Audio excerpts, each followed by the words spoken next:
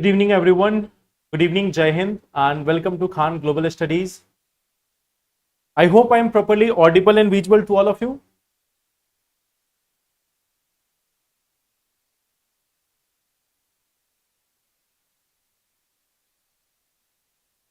Good evening, everyone. So I guess I am properly audible and visible to all of you.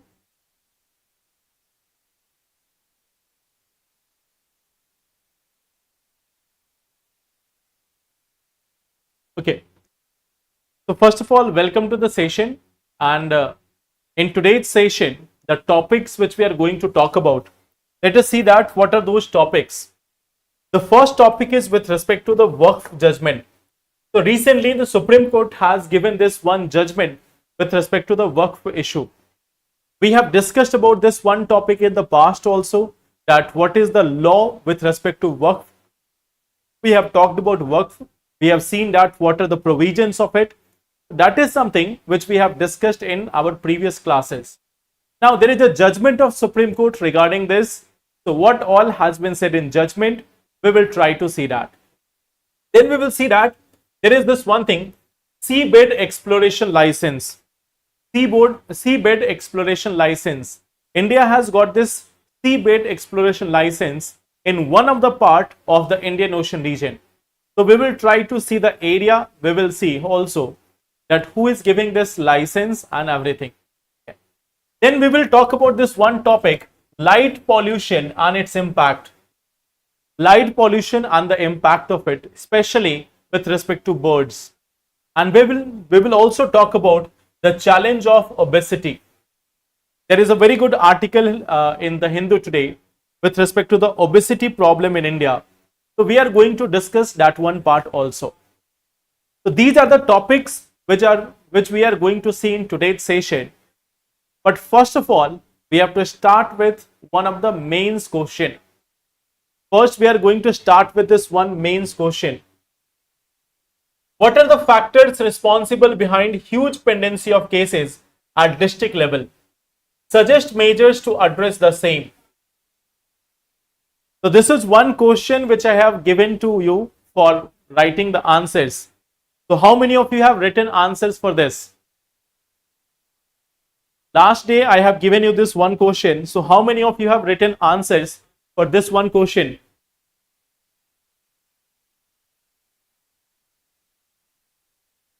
So tell me, have you written the answer for this question? Yes, good.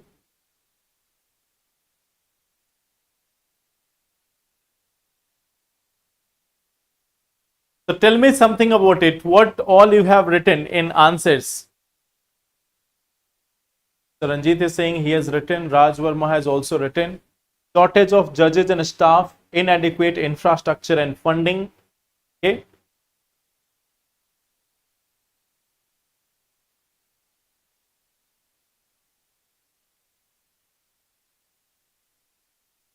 Legal procedures, okay, adjournments and delays, large volume of cases, and okay, government being a major litigant, outdated laws, abuse of legal procedures. Okay, good. Okay, so I think you have given quite some substantial topics. That's good. How many of you have written it? And who have not written this answer? See, there is one thing you have to do. Along with the classes, you have to practice answers on daily basis. This was a very easy question. This was a very easy question.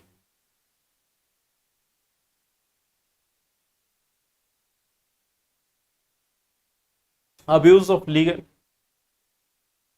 Yes, so good point, Shrishti. What about all other people? Have you written the answers? See, when we talk about this one question, you can first start with this one introduction. And in the introduction, you can give some facts with respect to pendency of cases in India. Okay. Chat GPT से देखकर क्यों? Chat GPT से क्यों देखकर? So this is a simple question. If you look at this, you have to write the introduction, In introduction, what you can do, you can write some facts with respect to like pendency of cases. Pendency of cases. This is one part. Second thing which you can also give it, like you can start with this one quote that justice delayed is justice denied. You can also start with this one part that in legal parlance or in jurisprudence it is said that justice delayed is equal to justice denied. In case of India, we have around 4.59 crore cases pending in the district courts, and many of them are pending for more than 10 years also. So this is how you can start the introduction. You can tell about this justice delayed and justice denied concept. Justice delayed or justice denied concept. So this is one part which you can start in the introduction. This is one part which you can do in the introduction. And then the question is quite simple. The factors responsible behind huge pendency of cases. So factors responsible. Okay. So this is one thing which you have to like, yes, you can prepare it from various sources, but you have to write it from your side. You can search this one thing simply on Google also, that what are the factors responsible behind pendency of cases in India. Even if you are giving 1 hour of time and reading it from some editorials also, you will get substantial number of points from here. So there is no need to just go for ChatGPT. What you can do is you can actually read the articles in 1 hour. Just search this one thing, that pendency of cases in district courts in India, editorial, The Hindu or Indian Express. Once you search this, you will get a number of some articles, a number of such articles which are explaining this. Once you get these explanations, now you have to simply read them and you have to prepare the notes from them. How it is going to be better than ChatGPT? In ChatGPT, you will get the content, maybe the same content. Okay. You will save time, but you will not learn it. The retention is quite lower in case of ChatGPT. If you are trying to get the information directly from any such GPT, you will have lower retention rate. But once you have given 1 hour of time in reading those editorials, you will have a higher retention rate also for those articles. So this is one thing which you have to do. Okay, try to find out that what are the factors responsible for this. Like one thing which you all know, that shortage of judges. Okay. Like shortage of judges or vacancies. So here what you have to prepare, you have to find out that what is the judge and population ratio. What is the judge population ratio? What is the recommendation? Like we have got 15 to 21 judges per million. Law Commission has recommended that there should be a minimum of 50 judges per million. But we see that there is around 15 to 21 judges per million population. So here you can quote certain data. Here you can quote certain data also. Then you can mention about like the so many types of law which are having many often overlapping jurisdictions, and there is contradiction between the laws. There is contradiction between the laws. We can talk about the procedural delays, like Shrishti has also pointed out this, adjournments and all other things. So these are also some portions which are responsible for it. You can mention about the infrastructure. You can mention about the lower adoption of technology, that e-courts are not so common at the level of districts. Okay.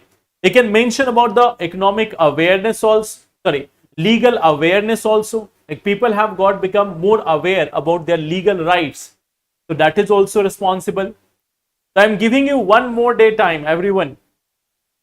Try to find out some specific content with respect to this. I am again giving you the same task. Try to find some specific content of this.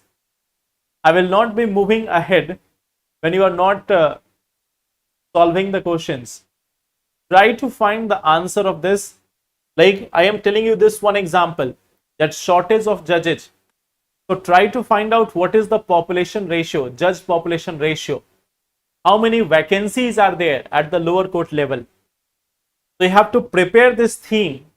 There is no option. You have to prepare this theme. If you have not done it today, you have to do it tomorrow. Okay. So tell me, tomorrow, how many of you are going to write the answer? I need a specific points. Specific points. Like if you are writing this part, that there is lower adoption of technology in the district courts. Lower adoption of technology in the district court. So tell me the data of it. How much lower it is? How much lower it is? How many courts are having e-court facilities? How many courts are not having e-court facilities? If you are saying we are having some outdated laws, I want the name of those laws. What are the outdated laws? What are those outdated laws? How many incidences of adjournments and others are there? How many cases are there which are pending for more than decades? So I want facts on this. I want facts on this, and the answer must be substantiated by those facts. So again, the same task. Again, the same task. See, writing is very simple. Intro, factors. Then you have to suggest measures. And then you have to write the conclusion. So this is the approach of writing the answer. But I want exact answer. Like suppose you are getting this one in UPSC. So you have to write it like UPSC, not a general answer. So can I expect this tomorrow? That everyone will be writing this again with substantial facts. So I want at least one fact from each of you. One such fact from each of you. Try to find something unique on this kind of group study thing. It is going to be a kind of group study thing. So just post one fact, each of you. Okay. Like today itself you can do. If everyone is posting one very important topic or one very important point with one fact, ultimately at the end of the day, you will be getting at least 10 different facts, 10 different points. So kind of group study. You can take the notes from here itself, from the comment box, and then you can update your answer. So today itself, after the class, try to mention what are some specific facts with respect to this district level pending of cases. Okay, I am giving you one more day. Tomorrow we will discuss this question again. Now today we are not having the MCQs. From tomorrow we will have MCQs because I thought we will discuss this question today. Okay. So we will practice MCQs tomorrow after discussing this answer. The first priority, tomorrow also we will discuss this answer. Now the topic which we are going to discuss today is about the Waqf judgment. Okay. Like not a full-fledged judgment. It is more like Supreme Court has made some observation with respect to this Waqf Amendment Act. So you know that government has come with a Waqf law this year in 2025 itself. Now as per that law, there are many things which have changed. There were many things which were changed. Some of the provisions which were there as part of Waqf law, it was about how a Waqf is going to be registered, who can register it, in the Waqf Council, who will be the members, how many non-Muslim members can be there. So all these provisions were there as part of the Waqf law. If a government property is declared as Waqf, what will be the decision? So on the basis of that, Supreme Court has stayed. Supreme Court has temporarily stayed some of the provisions of this Waqf Act 2025. Okay. So right now, what is the context?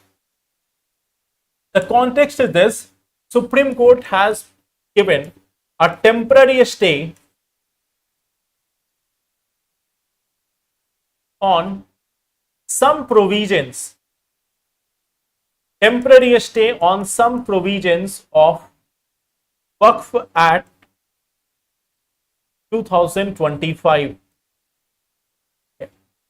Temporary stay on some provisions of Waqf Act 2025. So we will try to examine this one part, that what are those things which have been stayed. Okay. So one of the provision was that who can declare a waqf. Okay. Who can declare a waqf? So the act was saying that a person practicing Islam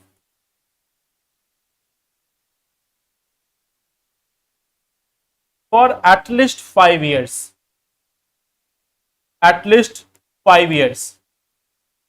a person who has been practicing Islam for at least 5 years can go for registration of their properties or declaring their properties as waqf properties.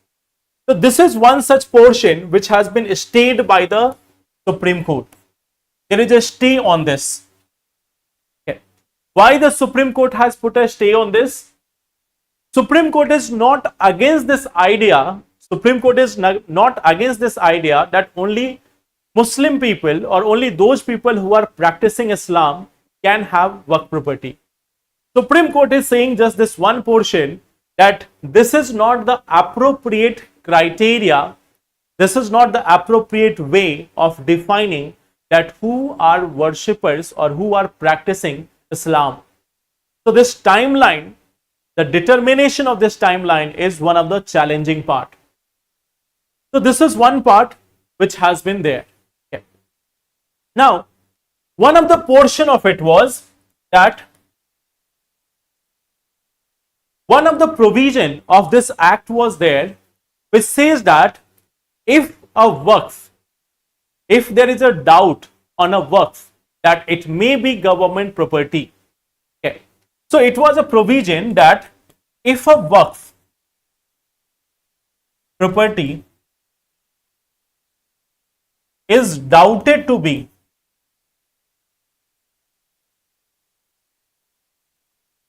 government property, then it will lose its waqf nature. Means suppose that there is a property which has been declared as waqf, but a government official is saying that no, this is not waqf property, this is a property of government. Okay. Suppose there is any property, it has been declared as a waqf property by someone, and there is a government official who is saying that no, this is a government property. So immediately the waqf nature of that property is lost, even without actual proving or actual proof, even without actual proof that whether it is waqf or government property. Just on the basis of doubt itself, it was losing its waqf character. The Supreme Court has said that this is entirely unconstitutional. This is entirely unconstitutional. Supreme Court has said that it is something which is unconstitutional. Why did Supreme Court say that? Why did they say that it is entirely unconstitutional? Supreme Court is saying that how can executive become judiciary on its own? How they are becoming judiciary? That are you playing the role of judge, jury and executioner? That how you will just raise a doubt and it will lose its character. It is to be decided by the judiciary that whether it is government property or waqf property. How will government itself decide that whether it is government property or waqf property? So on the basis of it, they have said that it is going to be decided by the courts, not by the executive. Okay. So this is one thing. Okay. Now here we see that there is another part. And this was one part, like let us say, like there is no registration of the work property. Okay. There is no such registration of the work property, or let's say in this case, let's say there is no such decision. Now, until a decision is made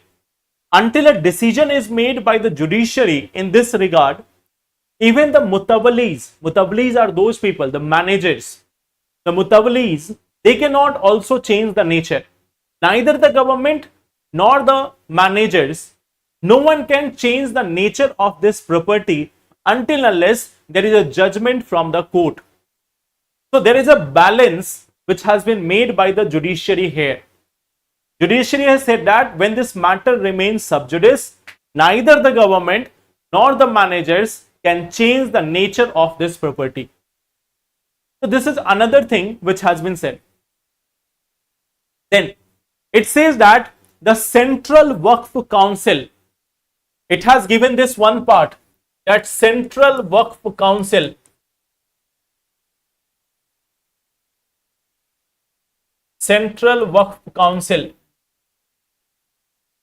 for this one it has said that it cannot have more than 4 non-Muslims out of total 22. Okay. So here we have 22 members in total. In this, only 4 can be non-Muslims. Only 4 can be non-Muslims. Second part, State Waqf Board. Okay. State Waqf Board, they will also have like 3 out of total 11. Okay. So in State Waqf Board,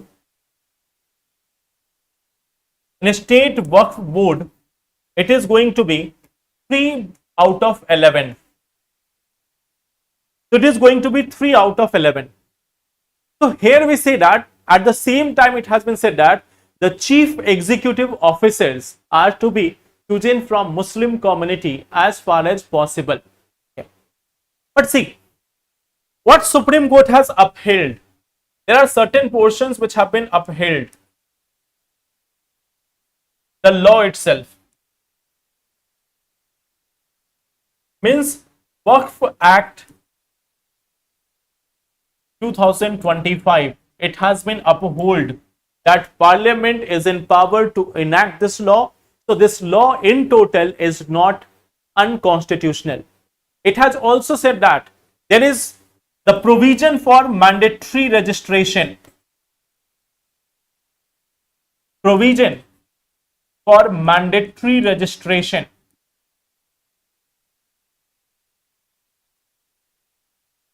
Mandatory registration. Okay. Now here, like it says that there is going to be a mandatory registration which is going to be required, and at the same time the act, the Parliament do have the power to make this act. So the entire act is not unconstitutional. Some portions of it can be modified, some portion of it has been stayed, and some portion has been declared as unconstitutional. So this is what you can see here, that why there is a need of independent judiciary, why there is a need of independent judiciary in any country. Like you can see this one part, why independent judiciary is needed in all part. Judiciary is not against the government, judiciary is not against the Parliament or against the leaders. It is trying to seek a balance according to the constitutional principles. On one hand, it is saving the law also and ensuring that yes, Parliament do have the power to make law. And on the other hand, it is also ensuring this one part, that of course the Parliament has the power to make the law, but the law cannot be in such a manner that it infringes upon the rights of someone or that it becomes arbitrary. So this is one such example. Like this is why independent and a powerful judiciary is the foundation of any democracy. This is why it is needed. So it is ensuring both the things. On one hand, it is like safeguarding, or one hand it is saying that yes, of course parliament can make law, and on the other hand it is also ensuring the right of minorities, the right of citizens.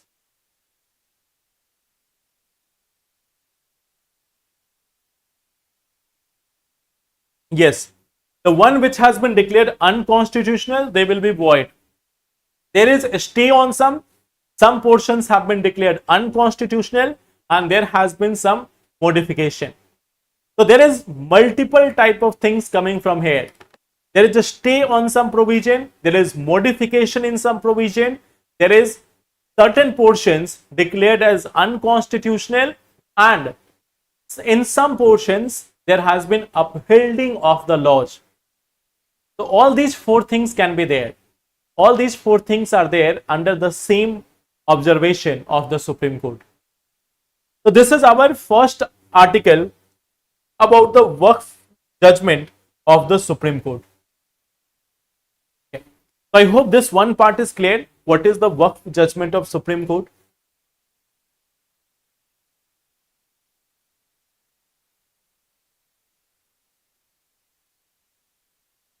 So now we have the second one. First, the news is, what is the context? The context is here, India has got the license. Got license. The thing is, for what? We will try to understand this, that why India has get this license. Who has given this?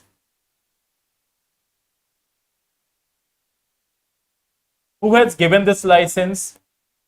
Where it has been provided?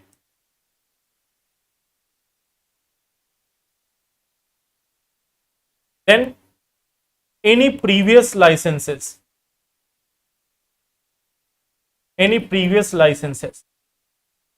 So this is one thing which we are going to understand here.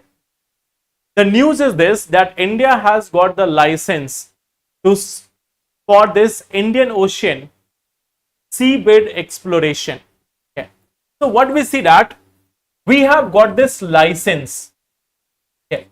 This license, it has been provided for exploration of seabed. Exploration of seabed. Exploration of seabed. So why we are exploring the seabed? What is the reason here? Why we are going to explore the seabed? Why we are going to see this? At the seabed, when we are talking about the exploration, what we see, that there is presence of the polymetallic nodules. There is presence of polymetallic nodules. These polymetallic nodules may also contain rare earth elements. Okay. There is presence of rare earth elements also in this region. There is polymetallic sulfides also in this region. Okay. There is also polymetallic sulfide in this region. There is also cobalt, iron, manganese. All these things can be found in the areas of the oceans. In the bed of the oceans, at the bed of the oceans, we can also have.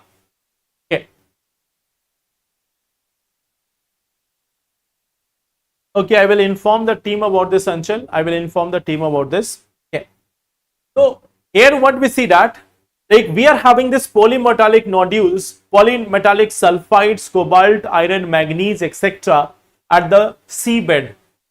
And for this purpose, we are trying to get this seabed exploration license. Now the thing is, who will be providing this? Who will give the license? Who gives this license? Who gives this license? Who is there to provide this license? There is an organization, International Seabed Authority. There is an International Seabed Authority. There is this International Seabed Authority.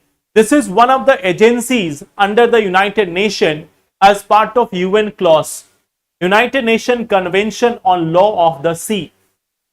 So for this purpose, like this is the one part, this is the one agency, International Seabed Authority, which is providing the exploration license of these modules, okay, of these minerals from the seabed. Now the question is, in what area? Will it be there in exclusive economic zone? Will it be there in contiguous zone? So where we are going to get this? In what area this license is being provided? The International Seabed Authority is providing the license, but for what area? Is it for territorial water? Is it for exclusive economic zone? So in which area we get this? Like which part of the sea? In which part of the sea are we getting this license? Okay. Yes, this license is being provided for. It is provided for exploration in high seas. Exploration in high seas. In high seas. Yes, it is beyond the national borders. It is beyond the exclusive economic zones. It is there in the high seas. Now, when we talk about India, where we have got this? There is one region, Carlsberg Ridge. There is this one region called as Carlsberg Ridge. So this is the region, this is the area. If you look at this, this is the area where we have been trying. Like this is one such area. If you look at this, India has got this license for precious metals in the Northwest Indian Ocean. Okay. So Carlsberg Ridge, there is an area called as Carlsberg Ridge. This area, this is where we have got the license. This is the area from where we have got the license. It is an area of 3 lakh square kilometer. This is an area of 3 lakh square kilometer. This is an area of 3 lakh square kilometer. Okay. And it is there in the Arabian Sea. It is there as part of the Arabian Sea. Now you will find that like in this area we have got the license. We have been applying for this license. Okay. So like this International Seabed Authority, it has given the permission. Okay. In the world right now, 19 countries, there are 19 countries in the world which has got the license from this International Seabed Authority. Now we have applied for another region. There is another region, Afanse Nicotin. Okay. So there is one thing, Afanse Nicotin Seamount. So this is an area on which both India and Sri Lanka are trying to get the license. Here there is an attempt both by India and Sri Lanka. We have been trying to get the license here also, but it has not been approved yet. Okay. So this is something which has not been approved yet as of now. Okay. So this is one part, it has not been approved as of now. Not been approved as of now. Now in the past, India has also got this part in Central Indian Ocean. India has got another license in Central Indian Ocean region. In Central Indian Ocean region, we have got the license, and this license is also valid up to March 2027. This is valid till March 24, 2027.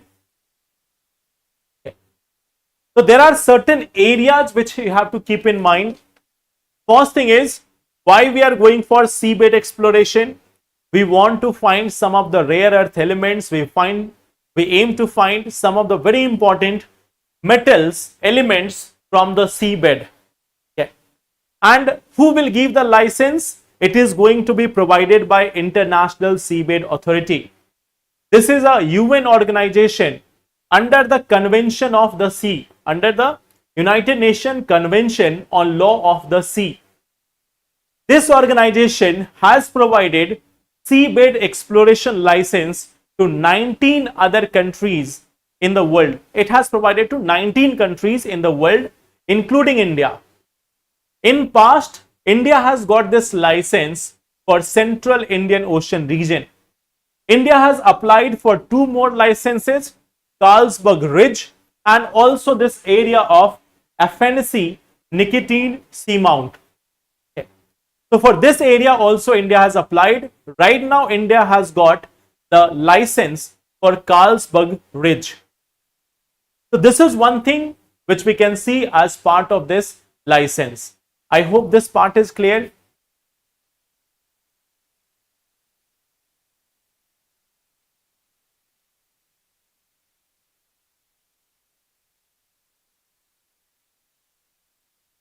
So, but we will have to say Sri Lanka only, no? Because Sri Lanka is applying. So, of course, many of the policies of Sri Lanka are decided by China. So, that is one another part.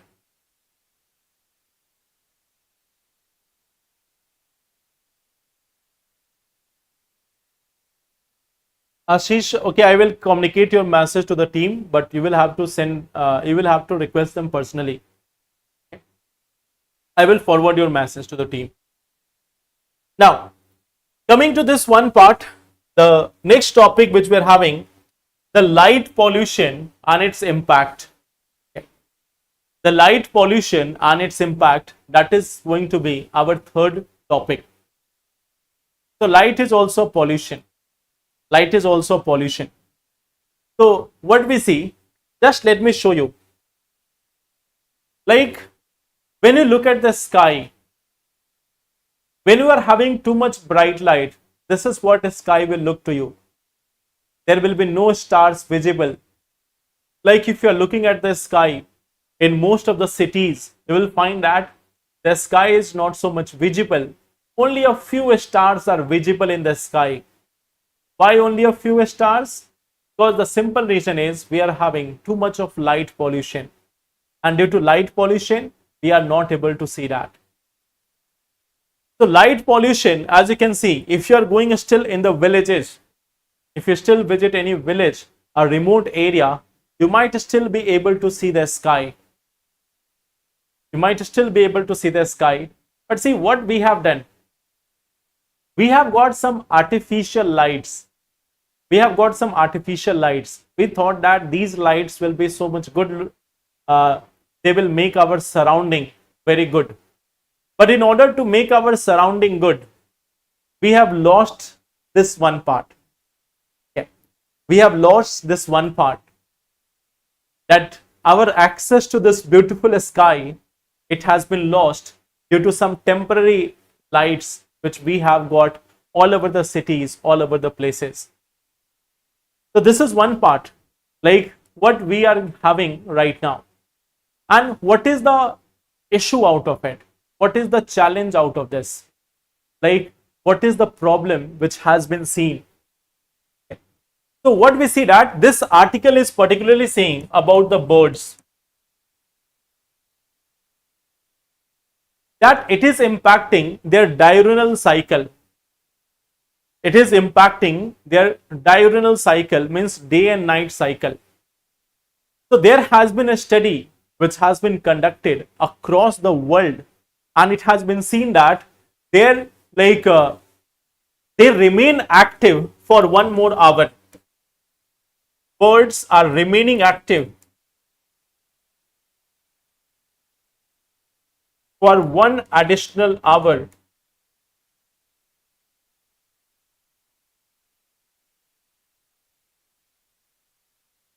In bright areas, means where we are having too much of light, in those areas the birds are staying active for more than 1 hour, for additional hours. Now, how this is problematic for them? First thing is like when humans remain active for additional hour, it is because they have to prepare for exam, or they have to prepare for jobs, or maybe they have to watch web series. But birds are remaining active without having any such responsibilities. Okay. So it is disrupting this one thing, it is disrupting their natural rhythm. It is disrupting their natural rhythm.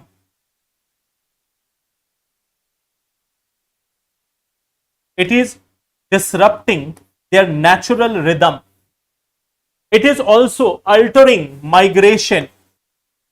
This one is altering migration. This is altering the migration pattern.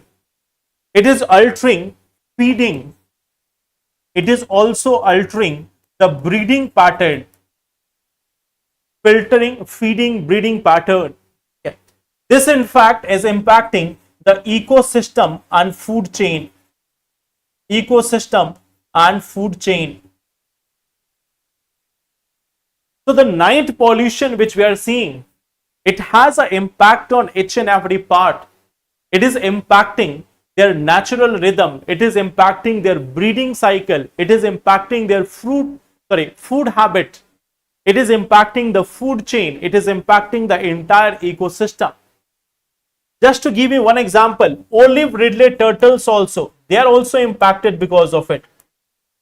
Olive ridley turtles. In part of Odisha, what we see that the coastal areas were having street lights. Now, due to the street lights, their nesting pattern was impacted. Due to the street lights, their nesting pattern was also impacted. So it is impacting the turtles also. It is impacting the birds also. It is impacting many such insects, even the plants as well. Now, many of the birds are also colliding with brightly lit like glasses. There are many such bright colored glasses, and the birds are also colliding with it. They are also dying because of it. So we see that this night pollution is something, okay, it is something which is affecting the navigation and migration. It is affecting the wildlife. We like the animals which are there, we might not be using the moon and stars for navigation, but the animals which are there, the birds which are there, they are using the moon or the stars for their navigation.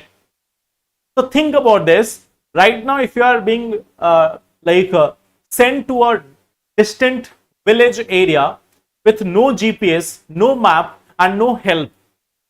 Like right now, suppose some of you are from, let's say, Gujarat. I think Bharat, you are from Gujarat. Okay. So let's say Bharat, you are being sent to Arunachal Pradesh, and you have to travel through the entire area. You are not being provided GPS or any mobile phone.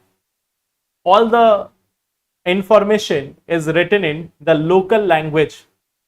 All the information is written in local language. You cannot even talk to anyone because you might not be able to understand their language.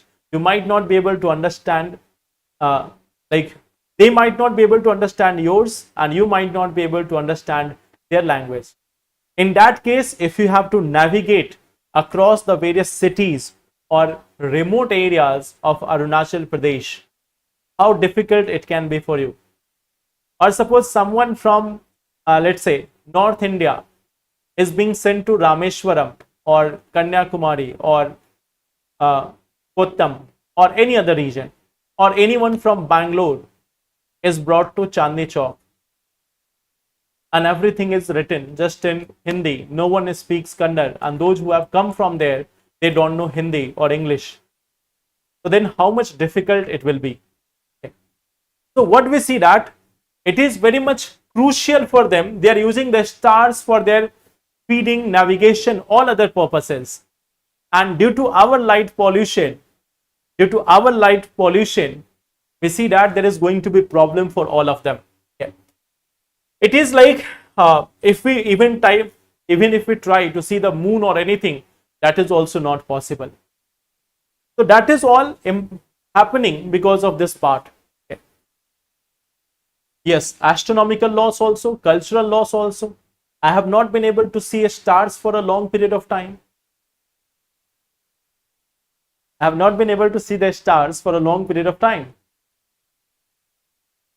So whenever I have to see a star, I have to go out of the city. So this is one part. Like what we see that this light pollution is causing huge harm to all of us. For us, it is more about like, hey, it's fine that we are not able to see the stars or others. We are not that much dependent on them. Okay. But we see that the other wildlife, the birds, the insects, the plants, okay, they are also using this for their day-to-day life, their entire life pattern. They are not able to see that. So that is the light pollution and its impact. So this is one article suggesting what can be the challenge because of light pollution, and we are having no such laws with respect to this. The main challenge is for air pollution we have got laws, for water pollution we have got laws, for sound pollution we have got laws, but for light pollution there is so much lack of awareness. There is so much lack of awareness that we don't have any laws for this. Okay. Yes. If we want the earth to survive, if we want the biodiversity to exist, we would have to evacuate the earth. Okay. Now, the next thing which we have to see is obesity. Next thing which we have to see is obesity among the children. Okay. So let me show you this one data. This is indicating the people in the age group, okay, with overweight. So see here, if we are talking about this, okay, we are having around 147 million children who are overweight in the age group of 5 to 9 years. In 10 to 14 years, we are having around 141 million children who are overweight in their age group. Okay. And in 15 to 19 years, there is a lower number, 103 million children who are overweight. Okay. So this is one thing. If we look at this, like we see that across the world, there are children with obesity. There are children with obesity. And you know that this is one of the major problems for their future life. Even in their present scenario, they are facing multiple challenges. So obesity is not by just for like a fun part. What we see that and this is a global data. This is not just Indian data, it is global data. So it is a problem across the world. Okay. It is a problem across the world. Now, if you look at the percentage of children, you will find that 21% children in both the age group, 21% children and adolescents in the age group, they are like obese. So 1 in 5 children in the age group of 5 to 14 years, what we see that 1 in 5 children under this, in this age of 5 to 14 years, they are obese. Okay. So this is one part, 1 in 5 children are obese. So this is one of the risk here. Now, like why we are having this huge problem of obesity? There is a pattern here. And that pattern is one of the very common pattern which you can see is the pattern of food outlets. the pattern of food outlets.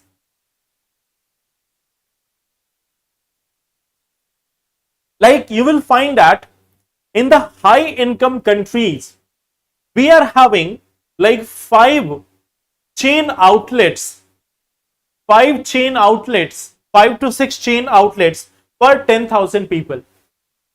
Like what we see that in the case of this uh, different type of countries, in high income countries, we see that there is higher density of chain outlets. Okay.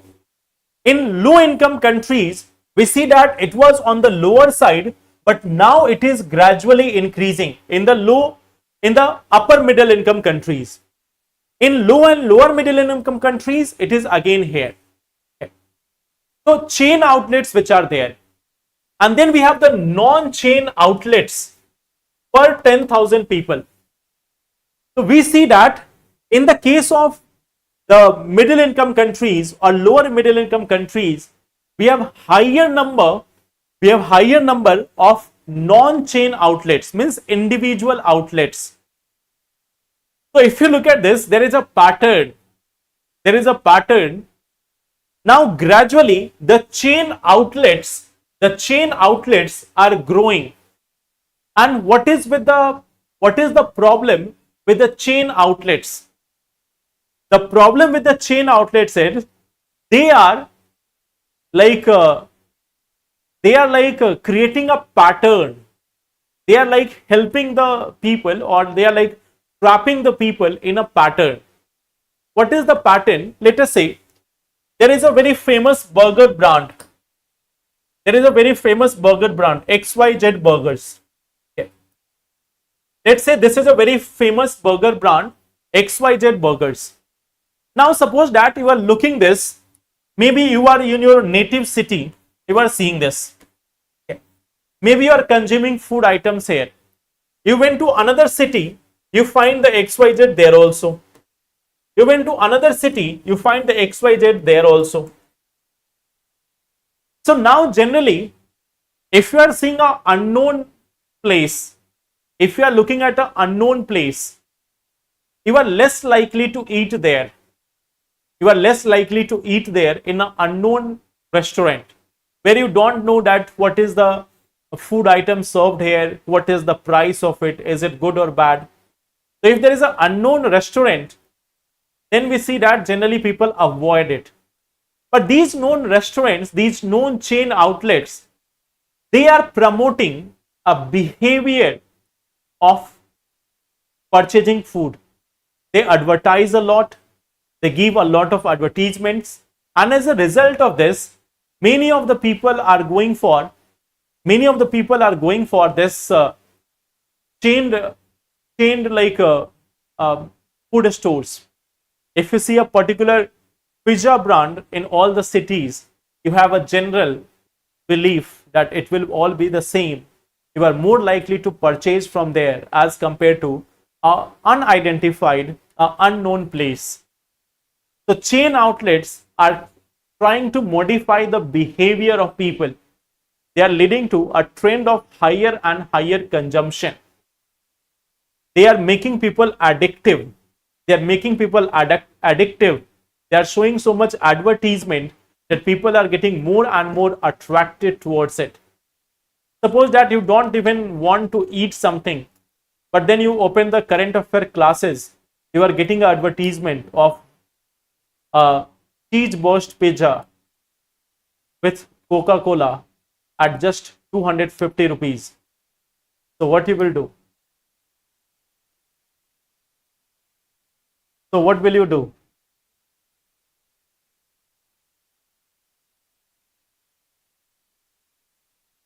As per me, what should be the weight of 20 to 25 years of age? See, first of all, I am not a doctor. Okay. This weight criteria is decided on a number of factors, bone density and all. Okay. So they are the factors deciding this, that what should be the weight of a person, the average weight of a person. So we cannot say it in general, but yes, like it depends on person to person, their location, their body built up, accordingly it is there. It is according to height, it is according to age, according to bone density, and many other factors.